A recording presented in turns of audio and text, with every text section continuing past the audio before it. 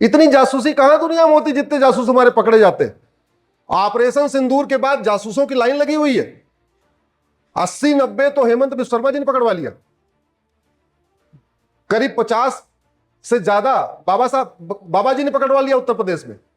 Line लगी पड़ी है। क्यों? भारत में जासूसी सबसे जघन्य अपराध था। छत्रपति शिवाजी महाराज के समय जो जुडिशल सिस्टम था उसमें जासूसों की एक ही सजा थी, प्रतापगढ़ किले के पीछे वाले दरवाजे पे ले जाके पीछे वाली दीवार पे और वहीं से ढकेलना था 100 फीट नीचे खाई में। रानी अहिल्याबाई होलकर जी का, जिनका हमने कल जन्मदिन मनाया, उनके समय जासूसों की क्या सजा थी? हाथ पैर बांध के नर्मदा जी में पलायन, बोले जाओ तुम यही पुण्य कमाओ अपना। और हम जासूस को पकड़ते हैं, फिर तारीख पे तारीख। जासूस कोई सबूत छोड़ेगा क्या? नहीं छोड़ेगा। पुलिस बेचारी परेशान, सबूत कहां से ले आए? जुडिशियल सिस्टम इतना, कम से कम 25 बार गवाही के लिए आना पड़ेगा और पुलिस 25 गवाह भी नहीं पेश कर पाती, जासूस 10-10 हजार में 50 गवाह खरीद लेता है। क्यों? क्योंकि भारत में झूठी गवाही देना अपराध नहीं है, तो कोर्ट में वही गवाह मिल जाते हैं। आपने अपराध किया हो तो आपको गवाह ढूंढने की जरूरत नहीं है, केवल जेब में पैसा होना चाहिए। अपराध की गंभीरता के हिसाब से रेट तय है वहीं कोर्ट में, वहीं खड़े हुए हैं। जैसे अगर ब्लड की कमी हो तो हॉस्पिटल में आपको रिलेटिव ले जाने की जरूरत नहीं, पैसा हो ब्लड वहीं मिल जाएगा। मिलता है नहीं मिलता? ऐसे ही आपने अपराध किया हो तो आपको गवाह ढूंढने की जरूरत नहीं है। बलात्कार किया हो 1 लाख रुपए मिल जाएगा, वहीं कोर्ट में खड़ा खड़ा मिल जाएगा। चोरी लूट झपटमारी किया हो 10-10 हजार में गवाह मिल जाएगा।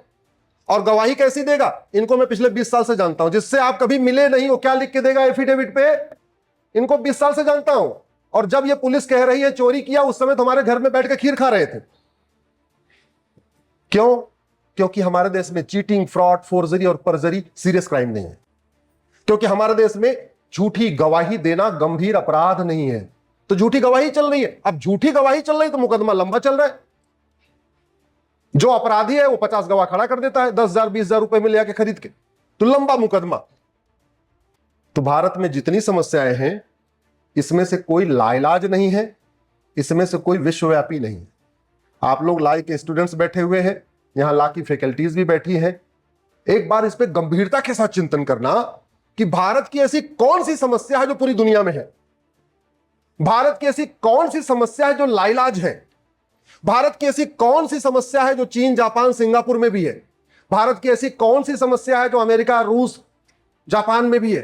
भारत की ऐसी कौन सी समस्या है जो अरब, Dubai, Kuwait, Abu Dhabi, Bahrain में भी है? नहीं है। और नहीं है इसका मतलब समस्या लाइलाज नहीं है, हमारे यहां चल रही है। इसका मतलब यह हुआ दवाई गड़बड़ है।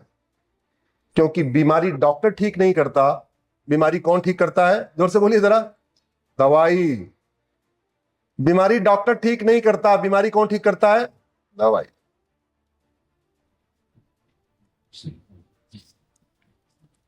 हम लोग 15 अगस्त को स्वतंत्रता दिवस मनाते हैं, सब लोग मनाते हैं। स्वतंत्र मतलब इंडिपेंडेंट। अभी आज आप लोग तो यही बोलोगे स्वतंत्र मतलब। मैं ये नहीं पूछ रहा हूं अंग्रेजी में क्या पूछा, मैं पूछ रहा हूं स्वतंत्र का मतलब हिंदी में बताओ। स्वतंत्र। स्व मतलब अपना, तंत्र मतलब सिस्टम। 1947 से 2025 हर साल स्वतंत्रता दिवस मना रहे हैं। मुझे यह बताइए कि कौन सा तंत्र हमारा है? पुलिस सिस्टम हमारा है क्या? जोर से बोलिए जरा, आवाज नहीं आ रही, जोर से बोलिए। पुलिस सिस्टम हमारा है क्या? जुडिशियल सिस्टम हमारा है क्या? एडमिनिस्ट्रेटिव सिस्टम हमारा है क्या? टैक्स सिस्टम हमारा है क्या?